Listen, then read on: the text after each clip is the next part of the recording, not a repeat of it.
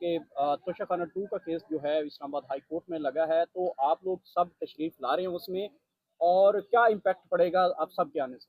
دیکھیں، ایک بات تو یہ ہے کہ 8 تاریخ کو ہی عمران خان صاحب کی جو ہے ضمانت کی درخواست لاہور ہائی کورٹ میں لگی ہوئی ہے،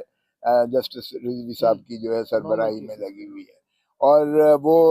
مجھے کبھی امید ہے اور یہ کافی حد تک یقین ہے کہ وہ ان کی ضمانت ہو جائے گی، اس لیے کہ جب میں نے اعجاز چودھری صاحب کی ضمانت جو سپریم کورٹ سے کروائی ہے،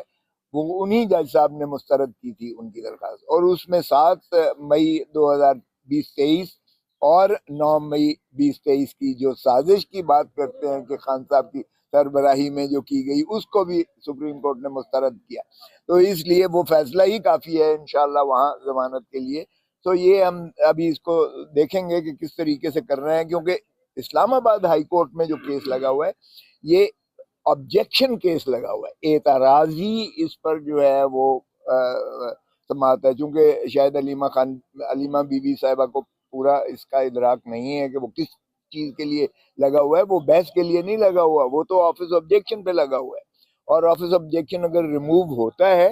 اور اس کے بعد پھر ہوتا ہے تو آپ کو پتہ ہی ہے، آپ سب وہ کور کرتے ہو،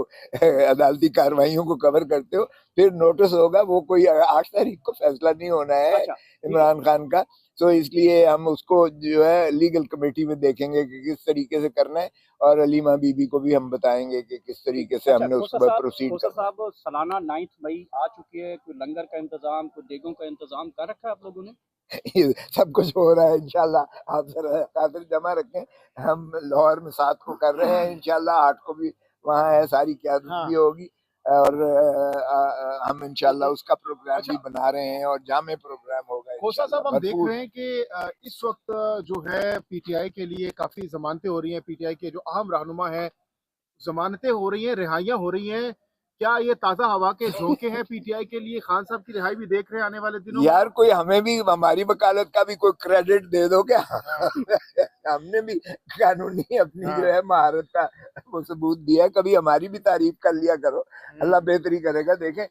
جو آپ نے آبزرویشن سنی سپریم کورٹ کی، انہوں نے کہا اس بیسس پہ، میں نے یہی کہا، میں نے کہا جی آج تک کوئی ایک کیس دنیا میں نظیر بتا دیں، ایف آئی آر میں نام نہ ہو، 1 مہینے کے بعد سازش کا ذکر جو ہے تتمہ بیان میں آئے، اور وہ بھی 2 کانسٹیبلز جو ہے وہ گواہ ہوں، تو ان کی بھی آڈیو ویڈیو کی کوئی ابھی تک وہ نہیں ہوئی ہے، جانچ پڑتال نہیں ہوئی ہے، کوئی ایک دنیا کا ایسا قانون بتا دیں جس میں ایک دن بھی ان کو اندر رکھا جائے، جبکہ 2